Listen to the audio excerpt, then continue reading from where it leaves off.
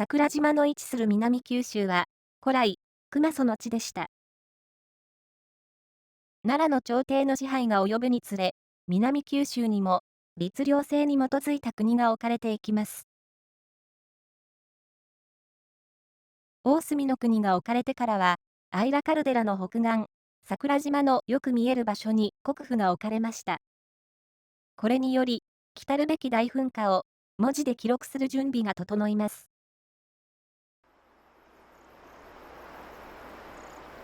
桜島の噴火が歴史に初めて登場するのは764年のことです。もっとも、後の資料では、それ以前の8世紀初頭に桜島が湧き出た、あるいは地中より出たとの記録もあります。しかし、それらは、桜島の噴火を表したものであるのか、全くの創作なのか、判然としないものです。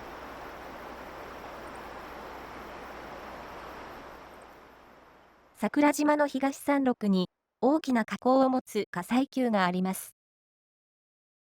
今は緑に覆われたこの火砕球、鍋山が、奈良時代の大噴火を起こした火口です。764年、天平法治8年の冬、桜島東山麓の沿岸において、歴史時代最初の大噴火が発生します。それは、ある名高い神の出現とも捉えられるのです。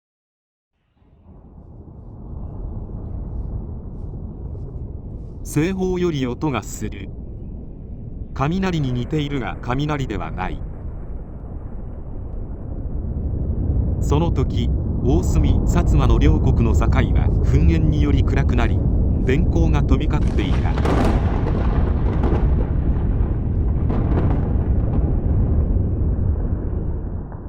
7日の後に天が晴れると、鹿児島死に村の海には土砂がおのずから集まり、化して3つの島となる。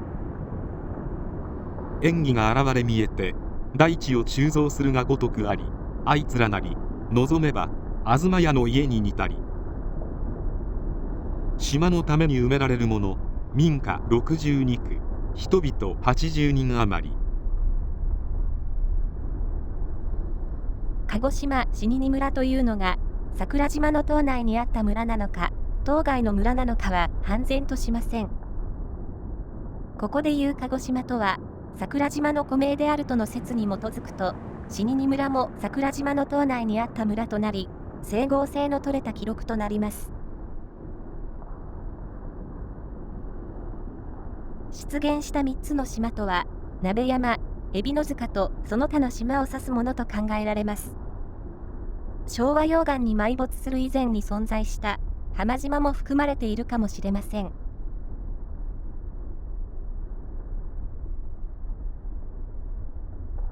東屋に似た島とは、大隅の国府から見た鍋山のことを指しているものと思われます。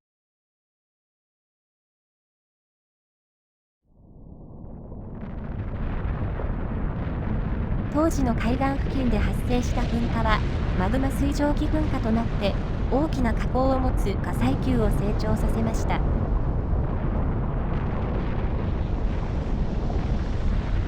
形成当初の鍋山は、直ちに波に現れ、東側が浸食されます。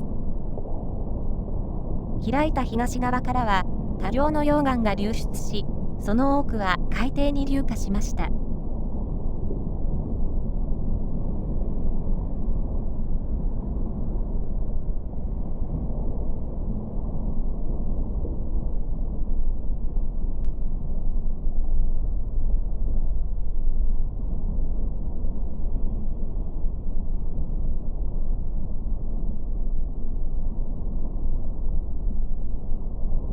噴火開始から1年半の後も、未だ活動が続いていた鍋山付近。この頃から朝廷では、新たな陸地を生み出したこの噴火を、神の出現と捉えるようになります。大隅の国の神の作れる新しき島、神道やまず、それゆえ民が多く流亡した。そこで朝廷は金品を支援した。そして、噴火の収束から12年後、朝廷は、鹿児島で猛威を振るったこの神を、感謝に列します。去る天平人後の時、大隅の国の海中に神の作れる島あり。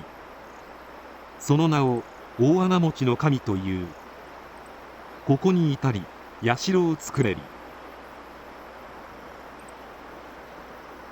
大穴持ちの神とは、出雲大国主の神の別名、大名持として知られています。なぜ、その神が出雲ではなく、離れた大隅の国で祀られたのでしょうか。それは、この神の出現が出雲に限定されるものではないからです。国文学者の増田克美は、この食日本紀の記述を以下のように読み解きました。重要なことは、この海底噴火の神が大名持と呼ばれたことだろう。大きな穴を持つ神、それは、噴火口を要する火山そのものの姿の神格海外ではない。これが、私たちの祖先の言う大名持の神なのだ。大名持は、出雲の国の、大国主とも呼ばれる神だけではなく、文字通りの大穴持の神として、この火山列島の各所に、時をことにして出現するであろう神々の共有名なのである。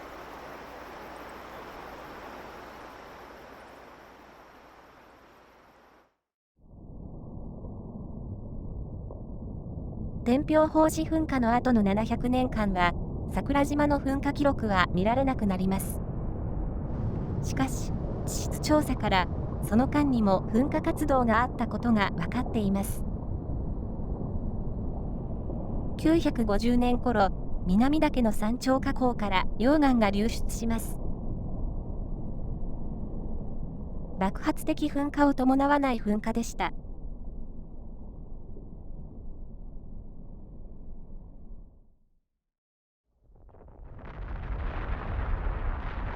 1200年頃には、南岳の山頂火口の北側から激しいブルカノ式噴火が発生します。この活動により、北岳と南岳に挟まれた小さな山体、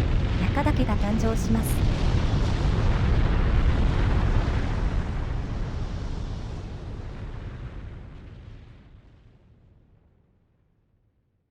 かつては、山頂の3つの火口には、それぞれ池が存在していました。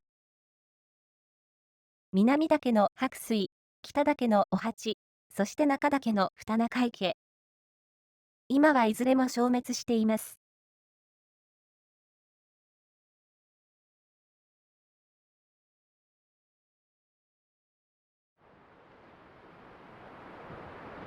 14世紀以降の文献では、桜島は、向島、あるいは向島などと呼ばれていました。その語源は諸説あります。桜島の北東部に、高面町という地名があり、ここはかつて、向かうの文字も使われていました。この村は、大隅の国府の対岸に位置しています。向島の名は、古代より栄えた北部地方、あるいは中世より栄えた鹿児島と海を隔てて向き合っていることから名付けられたのかもしれません。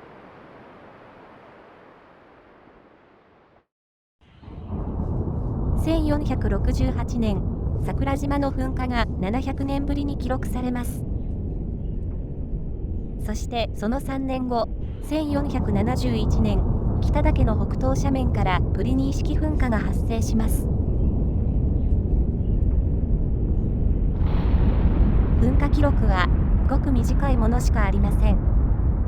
しかし、この年の噴火は、歴史時代の桜島では、最も爆発的なものでした。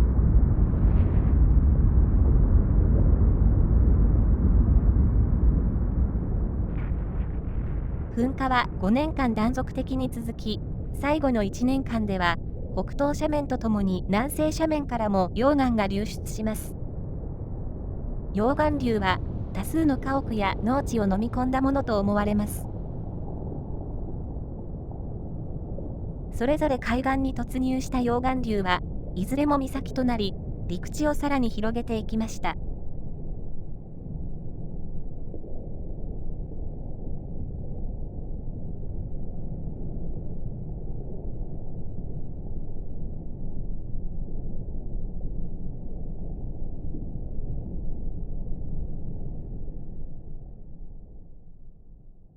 なお、古い記録には、この時、岡ヶ島と烏島が湧き出た、との伝聞記載もあります。しかし、岡ヶ島は、カルデラ形成以前から存在する古い島と考えられるため、信憑性は高くありません。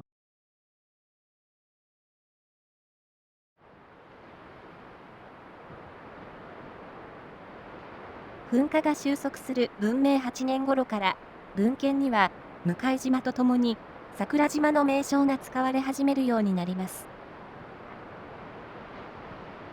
この文明噴火の際、桜島と呼ばれるきっかけとなる、何らかの出来事があったのかもしれません。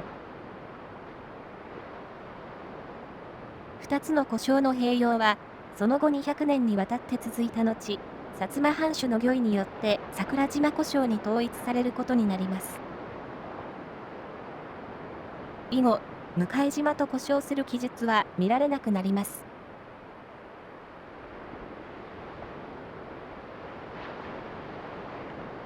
桜島の語源には諸説あり、未だ確定的なものはありません。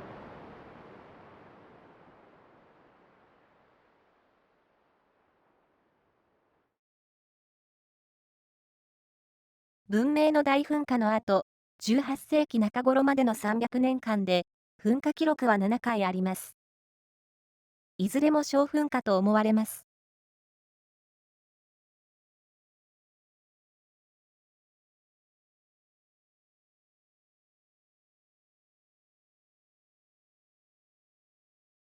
1779年から3年にまたがり続く安永の大噴火は、陸上だけでなく、海底隆起も伴う特異な噴火でした。そして、安永の大噴火からは、前兆現象から噴火の推移まで、克明に記録されるようになった噴火でもあります。桜島の周辺では、噴火の前日、11月7日の夜から、激しい地震が発生します。振幅の激しい地震は、夜明けまでに100回を超えるほどでした。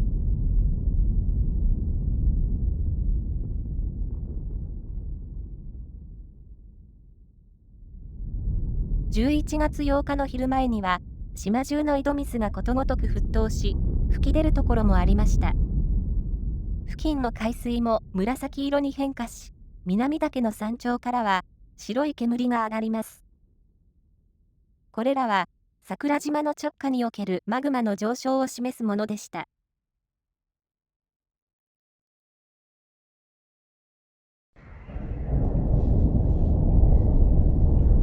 午後2時頃、南岳の山頂付近の南斜面が裂け、プリニー式噴火が始まります。続いて、大音響とともに北東斜面からも次々と噴火が始まり、桜島を南北に貫く割れ目噴火となります。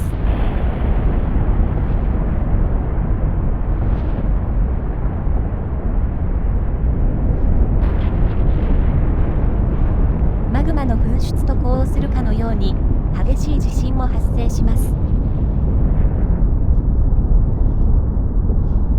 海岸まで飛来した噴石は、村々を押しつぶし、焼き払っていきました。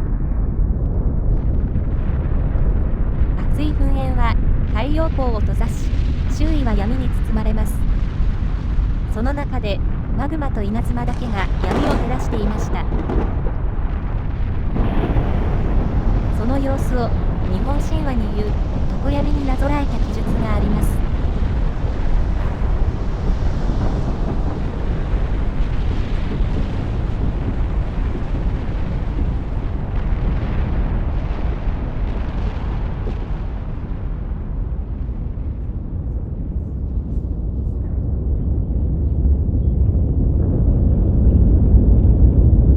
午後5時頃、ふるさと村で、燃え盛る風が土蔵を吹き崩し、大岩を砕いて海に突入したとの記録があります。これは、南斜面における火砕流の発生を示すものと考えられています。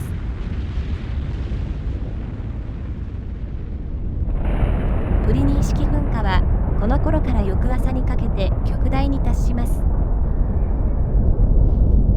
主に東に流れた軽石は、ごく近い大隅半島の西側で20センチメートル以上堆積します。軽石は本州中東部にも流れ、遠くは仙台や石巻においても降灰記録が残っています。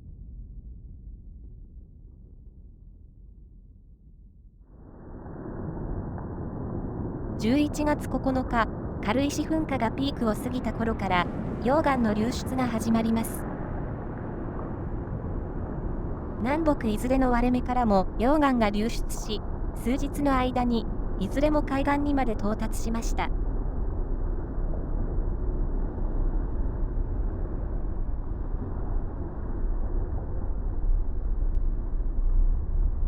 桜島の北東部にあった高面村は、この溶岩により埋没します。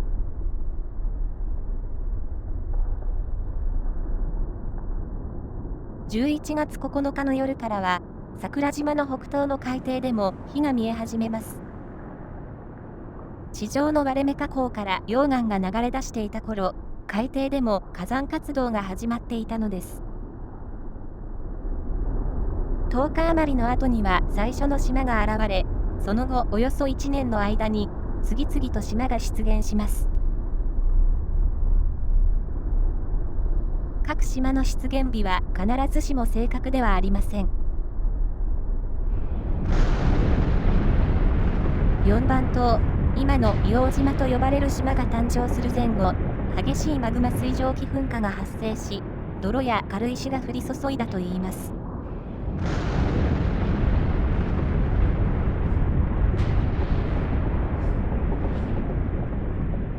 海底の広い範囲で起こった隆起は、マグマの上昇により押し上げられた潜在ドームです。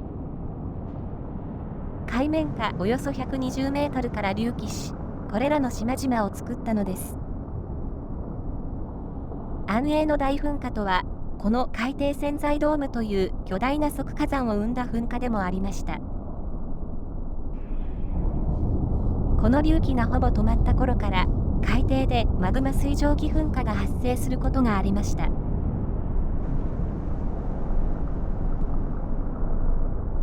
海面下30メートル付近にあるいくつかの火口地形は、この時期に生じた可能性があります。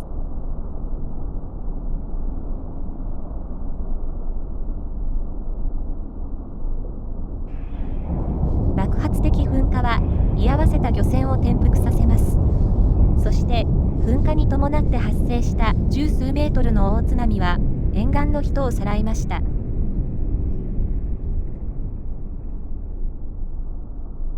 その後、ようやく活動レベルが低下し、天明元年12月の海底噴火を最後に活動は収束します。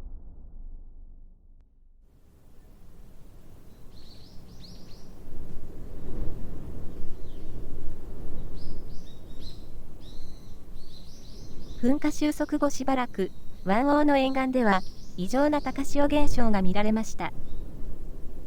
噴火以前と比べて、海面が2から3メートルも高くなり、鹿児島の城下でも満潮時には海水が町に溢れ返ったとの記録があります。人々は、この高潮が大噴火に関連したものであろうとは思っていても、理由がよくわからず不思議に思うばかりでした。しかし、諸説入り乱れる中、鋭い一説も見られます。噴火によって、おびただしい量の土砂を吹き出したゆえに土地が低くなったのではないか、という説です。桜島の大噴火の後に起こるアイラカルデラの周辺の地盤沈下。これは、文明の大噴火や大正の大噴火でも起こったことでした。大量のマグマの放出に伴うマグマだまりの収縮が原因と考えられています。安永噴火は、大正の噴火よりもさらにマグマ噴出量が多かったとみられるため、この時も大規模な地盤沈下が発生した可能性があります。しかし、当時のこの斬新な説は、残念ながら記録者には響かなかったようです。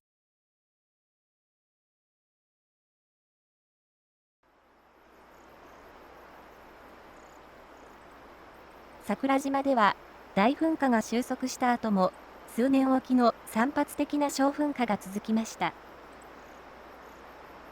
安永の大噴火の発生から20年後、1799年の小噴火を最後に、ようやく活動休止期に入ります。大噴火の余波は、20年もの長期に及んだことになります。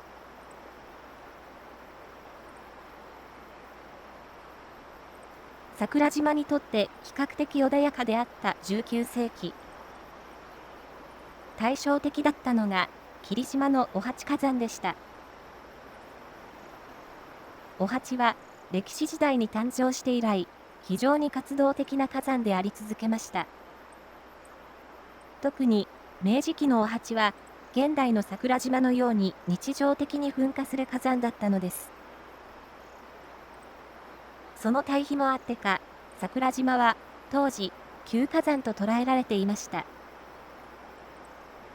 いわゆる知識階級の人々の間では、桜島が活火山であるという認識が薄まっていた頃です。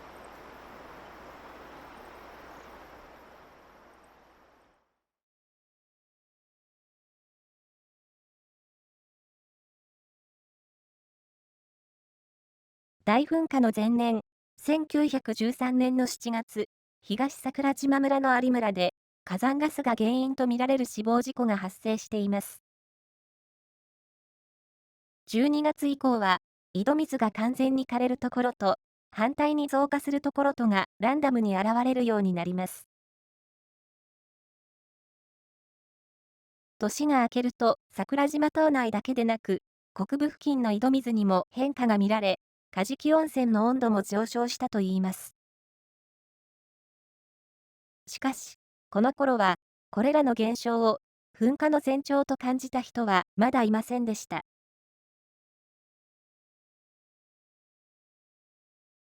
1914年1月8日、桜島や鹿児島市で、珍しく大雪が降った日。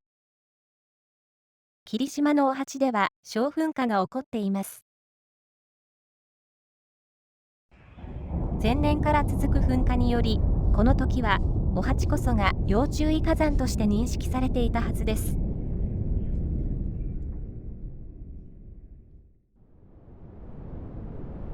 しかし、同じ頃、桜島でも火山ガスの自然発火による火映現象が目撃され、また、島内では何度も地震が感じられるようになります。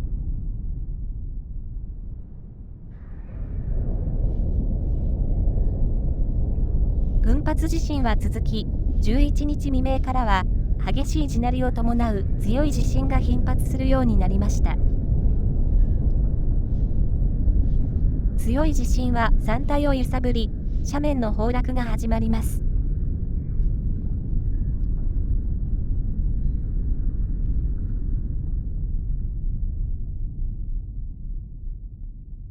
桜島の沿岸でも、水産物の大量死などの異変が見られました。東西の桜島村の村長は、島民の懸念を受け、それぞれ、有村、横山の各郵便局から、鹿児島測候所に電話をもって問い合わせます。測候所の回答は、桜島には異変なし、大丈夫なり、震源地は吉野方面にありというものでした。この回答を信じ、各村長をはじめ、村の有志者は、避難が不要である旨を諭し、島民をなだめて回ります。しかし、多くの島民はそれを受け入れる余裕はなく、夕方から続々と島外への避難を開始します。11日の夕方から翌朝にかけて、半数以上が避難した桜島島内。一方、測候所の判断を信頼し、ほとんどが残留した集落もありました。しかし、なんとか眠りにつけていた前日までと異なり、この日の地震は、もはや一睡もすることができないほど激しいものでした。測候所の見解と、現に体感する動物的恐怖との狭間で、半信半疑のうちに夜を明かしたといいます。。。。。。。。。。。。。。。。。。。。。。。。。。。。。。。。。。。。。。。。。。。。。。。。。。。。。。。。。。。。。。。。。。。。。。。。。。。。。。。。。。。。。。。。。。。。。。。。。。。。。。。。。。。。。。。。。。。。。。。。。。。。1月12日、島内では未明より共振が頻発し、屋内では立って歩くことすらできない状況となっていました。残っていた島民は悲鳴を上げながら海岸に集まり始めます。この動物的恐怖の中で、測候所の判断には誰もが半信半疑だったのです。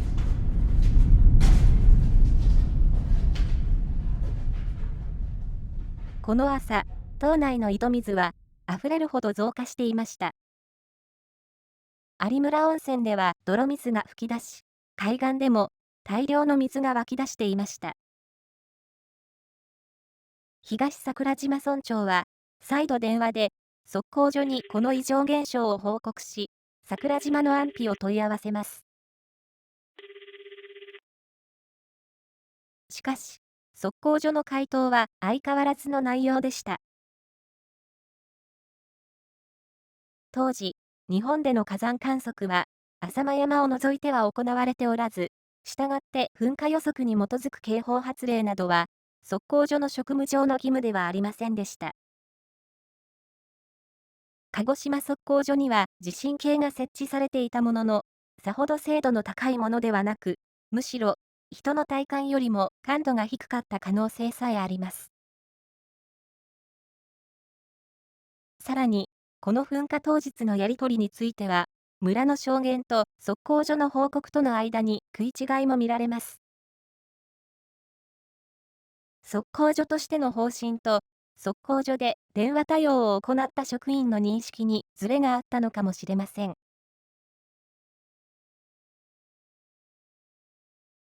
午前9時20分過ぎ、海岸では船で避難する人たちで溢れていました。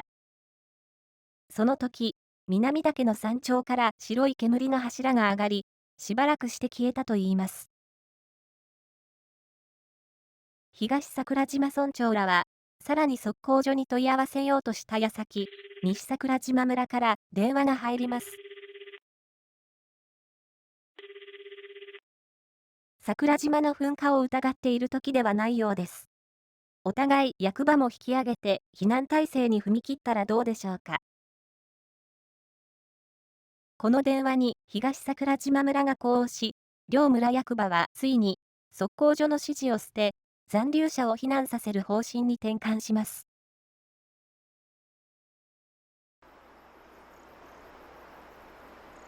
午前10時頃、桜島西側斜面から音もなく黒煙が上がります。黒煙は山頂を挟んだ東側斜面からも噴出を始めました。そして、黒煙が現れてから10分後、突如大音響が鳴り響きます。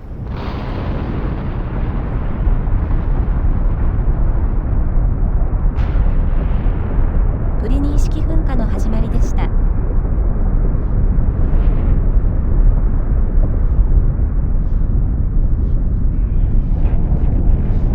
それ以後は、噴火の勢い凄まじく、噴石の飛来により、黒神、瀬戸、有村などの家屋が次々と焼失していきます。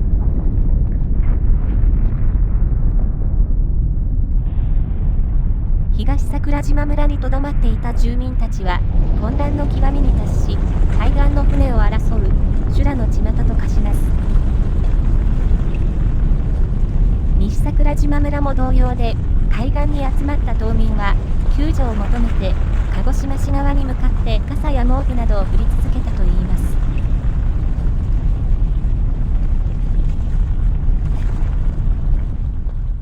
噴火直後の混乱では、船の逃亡や見切り出港が相次いだことで、島民が置き去りにされた例が各地で生じます。この極限状態の中、まさに修羅場が現出していたのです。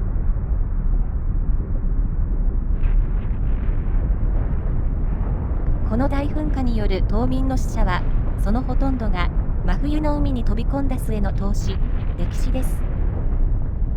それほど島内にとどまっていては助からないと感じ、追い詰められていたのでしょう。東桜島の村長も海を泳いだ一人です。村長は何とか救助されるものの、共に泳いでいた収入役は凍死しました。直前まで測候所を過信した村長の悔恨の念は計り知れません。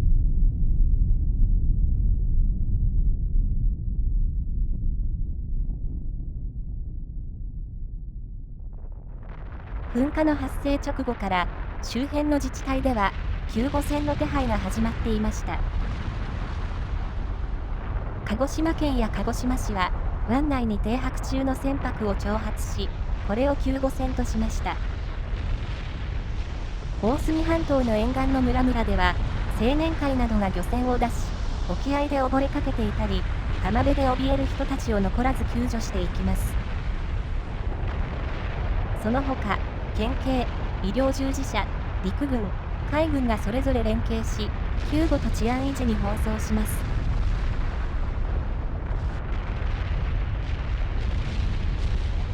島に取り残されていた島民は悲嘆に暮れていました。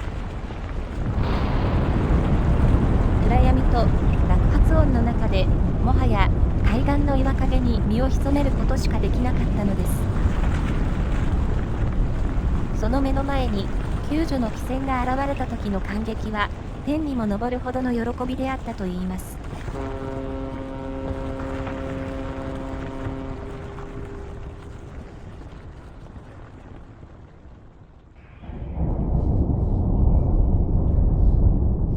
鹿児島市民はその噴火の勢いに驚愕しながらも、しばらくは城山で見物するほどの余裕がありました。しかし、噴煙がますます強大となるにつれ、次第に危機感を覚えます。当時は、噴煙をかぶると毒ガスで死ぬと信じられていたためです。午後6時半頃、湾内を震源とするマグニチュード 7.1 の大地震が発生し、鹿児島市内は最大震度6強の烈震に襲われます。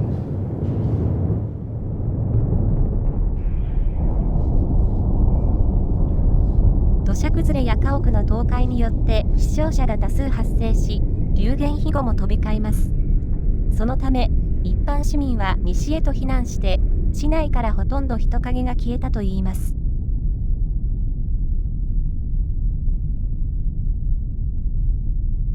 噴火からの一連の災害による死者・行方不明者は59人。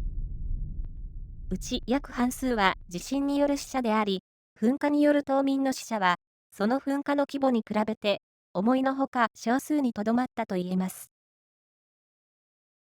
これは、顕著な前兆現象に基づき、島民の半数以上が事前に避難できたこと、そして、周辺自治体の関係や住民による勇敢な救出活動があったことが主な要因であることは間違いありません。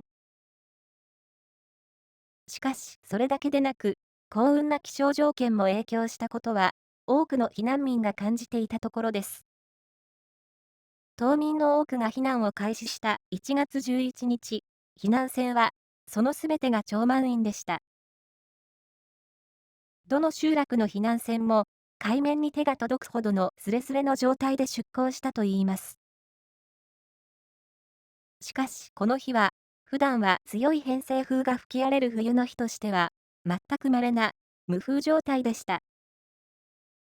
典型的な冬の日であったら、死者・行方不明者の数は、桁違いとなっていたかもしれないのです。自然の幸運はもう一つありました。黒上集落に取り残された30名ほどは、噴石と火災から逃げ回っていました。風下の黒上では、人の頭よりも大きい噴石が雨のように降り、戸外に出ることは死を意味するほどでした。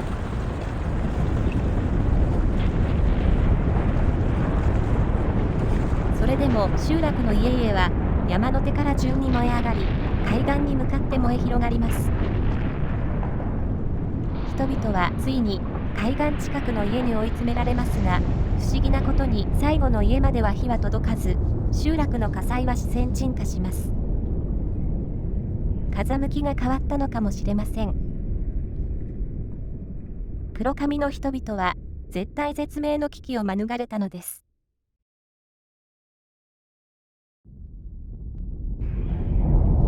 午後10時頃から翌13日にかけて、プリニー式噴火は極大を迎えます。13日の日中以降は、噴煙柱が衰えを見せます。しかし、午後8時過ぎ、西側の山腹で、やや規模の大きい火砕流が発生し、西桜島村の複数の集落を焼き払います。その様は、桜島の全島が火に包まれたように見えたといいます。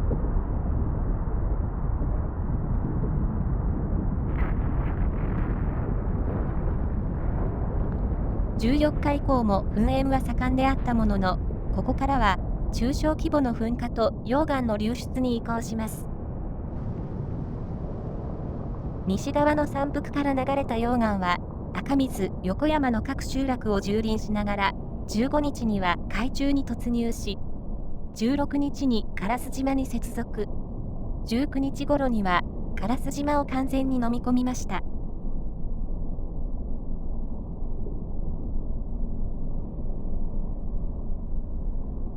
東側から流れた溶岩も、1月24日には海中に流れ込んでいました。狭いながらも水深約70メートルもあった瀬戸海峡は、その溶岩により次第に埋め立てられていきます。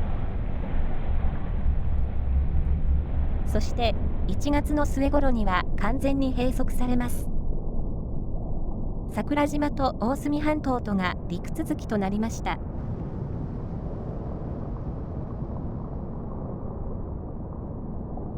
西側での噴火活動は3月には収束しますが、東側ではその後も1年間にわたり断続的に続きます。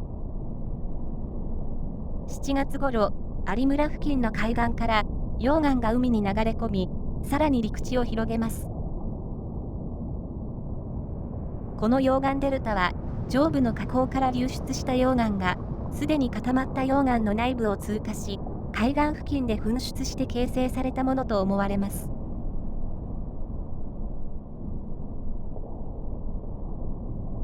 この溶岩流が翌年夏頃まで流出を続けた後、大正噴火はようやく収束を迎えます。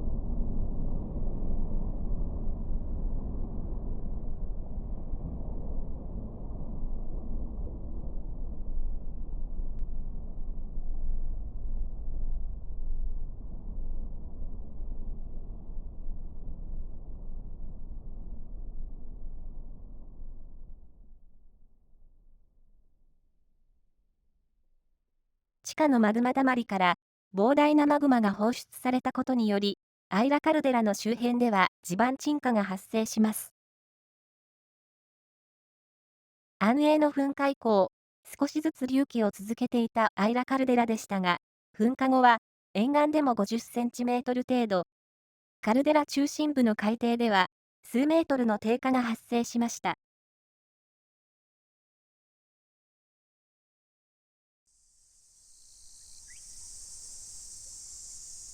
噴火収束後、東桜島村の村長は、測候所を過信するあまり、自らの判断を誤ったことを後悔し、日々断腸の思いで過ごしていました。村長は、後世の住民が自分と同じ過ちを犯さないように、記念碑を残したいと願っていたのです。噴火から10年後、当時の村長はすでに亡くなっていましたが、村の人たちがその意思を継ぎ、記念碑が建立されることになります。残すべき言葉は、日々の備えを怠らないこと。異変に気づいたらすぐに避難の用意をすること。そして、測候所を過信しないこと。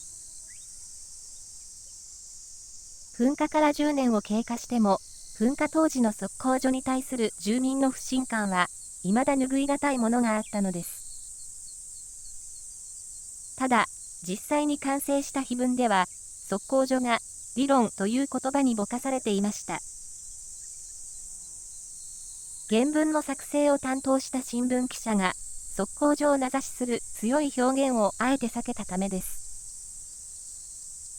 村としても人に頼んだ手前不満も言えず、そのままこの碑文となったという経緯があるようです。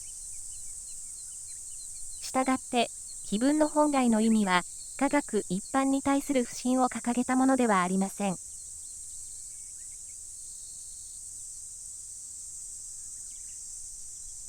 安永噴火と大正噴火は、前兆現象と噴火の経緯に多くの共通点があります。それはおそらく、文明や天平方時の噴火にも共通する特徴です。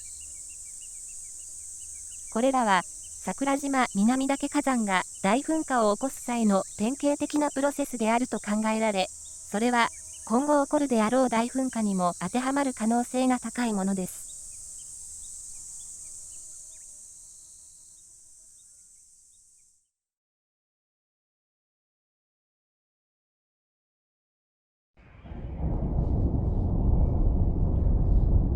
1939年10月26日、南岳の山頂東斜面から火柱が上がります。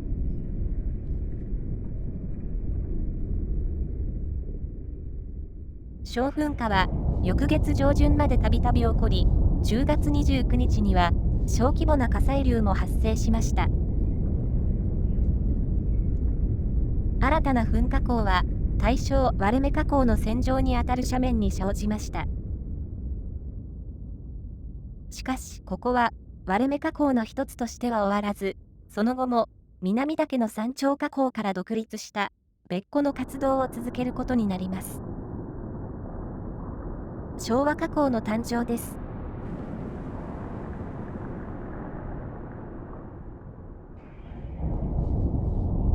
その7年後の1946年、再び昭和火口で噴火が始まります。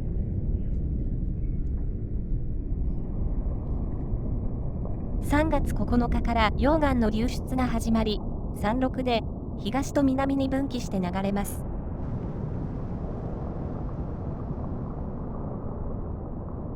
3月28日朝、黒上集落の付近に到達した溶岩は、民家3棟を押しつぶします。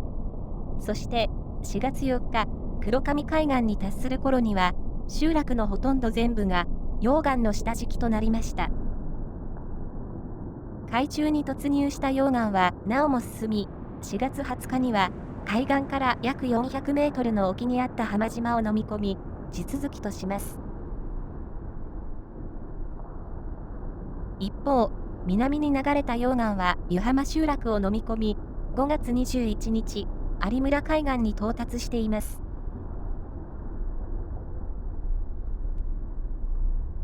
溶岩流の規模はそれなりに大きいものでしたが、軽石は火口近傍に堆積したのみで、大規模な軽石噴火は発生しませんでした。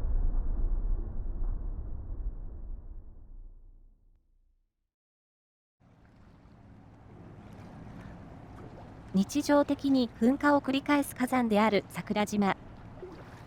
多くの人は、たなびく噴煙と、植生の乏しい山肌が思い浮かぶのではないでしょうか。しかし、この活動様式は、古代から同じであったわけではありません。大正噴火の前、桜島は、全山が緑に覆われていたといいます。極めて活動的な火山であることは歴史を通じて一貫していますが、大噴火の前後を除いては静かな山であったはずです。その様子が変わったのが、1955年10月のことです。この時から現在まで連なるブルカノ式噴火の時代が始まります。1955年10月に6回の爆発的噴火を記録し、翌年には年間計115回も観測されます。爆発回数は1960年にピークを迎えた後、減少傾向にありました。しかし、1972年10月の爆発を契機として、それまでよりもはるかに活発な活動に移行します。回数こそ年ごとに上下するものの、ブルカノ式噴火は継続し、現在まで至ります。1回の爆発ごとの噴出量はごく微量です。しかし、降灰量の観測が始まった1978年から現在までの総噴出量は、およそ 0.2 立方キロメートル余りとなります。大噴火に匹敵する量です。特に、1980年代や90年代初頭の降灰量は多く、近隣への降灰被害は今以上に厳しいものでした。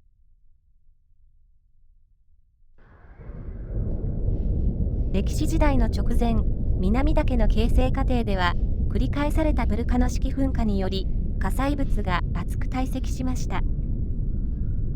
同じ時期の溶岩流とともに、南岳の主な部分を形成した時期です。約3000年の間に堆積したこの南岳火山砂の噴出量は、推定約 3.5 立方キロメートル。年間平均では、現在継続中の活動と似た数字を示していると言えます。現在私たちは、南岳の第2の形成期に立ち会っているのかもしれません。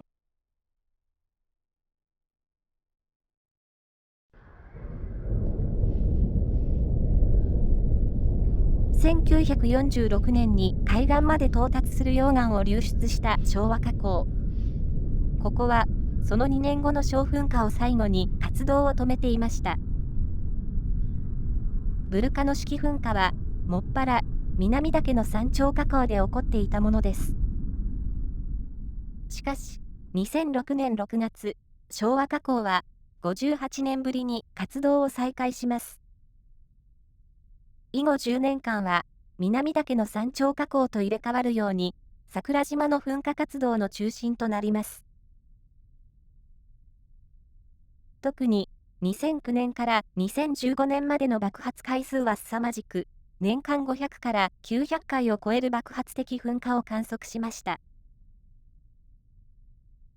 活発な噴火活動に伴い、斜面の一角に過ぎなかった昭和火口は、徐々に独立した火砕球の体を成していきます。平成火砕球と呼ばれることもあります。今後も成長を続けると、北岳、南岳、中岳に続く新たな名称が与えられるかもしれません。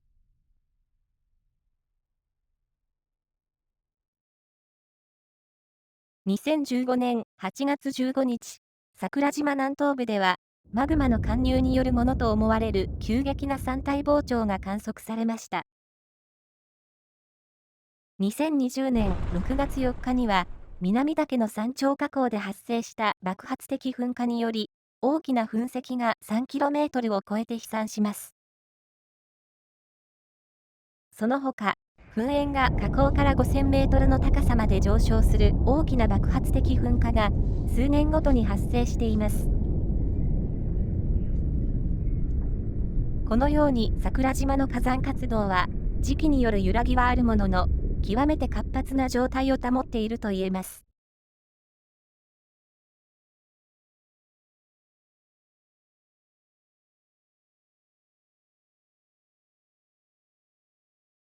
歴史時代の桜島は、極めて活動的な火山であることは一貫しています。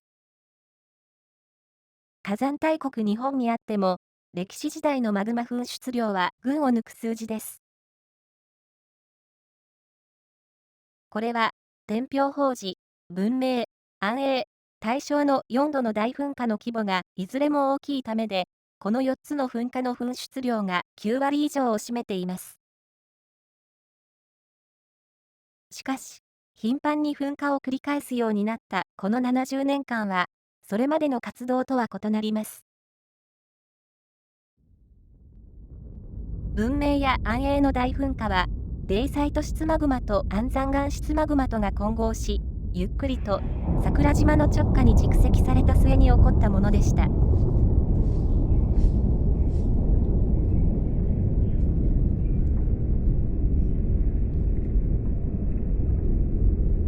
しかし、20世紀、大正噴火からは、この混合マグマに新たに玄武岩質マグマが加わるようになり、このマグマの注入が直ちに噴火を引き起こしているものと考えられています。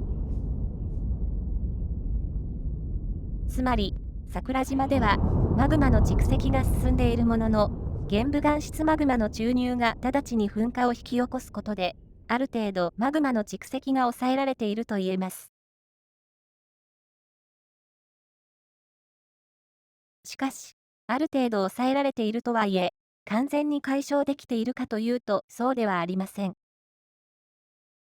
大正噴火では、多量のマグマを噴出したことで、アイラカルデラの周辺では、地盤が大きく沈降しました。これは、アイラカルデラの直下にあるマグマだまりの伸縮を反映しているものです。大正噴火の後に再び隆起が続き、噴火のない時期には、右肩上がりの伸びを示しています。途中、噴火活動による一時的な沈降はあるものの、現在は、ほぼ大正噴火前の水準にまで蓄積が進んでいます。ブルカノ式噴火では、1980年代、降灰被害の特に激しかった時期には、若干の沈降が見られます。しかし、その他の時期は、マグマの蓄積を十分に抑えられているとは言えない状況です。2010年頃の年間1000回近くの爆発的噴火があった時期でも解消できていないのです。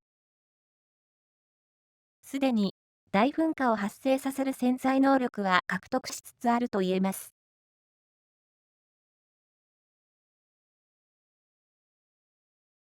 アイラカルデラの周辺の地盤変化を示す、ある曲線があります。アイラカルデラの一定の隆起速度に、15世紀以降のマグマ噴出量を反映させた推定図です。大噴火のたびに地盤が大きく沈降していますが、大噴火の直後の地盤レベルは、文明、安永、大正と次第に高まっていることがわかります。大噴火を経ても微動だにせず、一定のペースで蓄積を続けるものの存在を示しています。これこそが、アイラカルデラの本体、中枢なのかもしれません。この年間約 1.3mm の継続的隆起は、今後も数万年単位で続くのでしょう。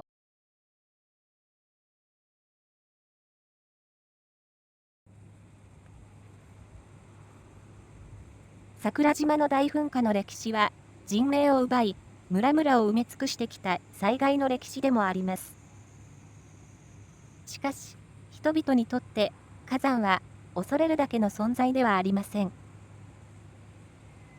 火山の恵みは、ミネラルや地熱といった実利面だけでなく、ただそこにあるだけの価値も確かにあるのです。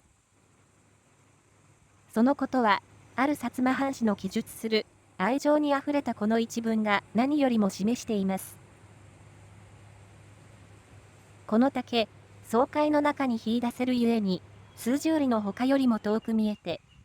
その軽食の終罰無双なること、群山の得て比すべきにあらず。誠に、本藩の名学にして、尽くしの不要とも称すべし。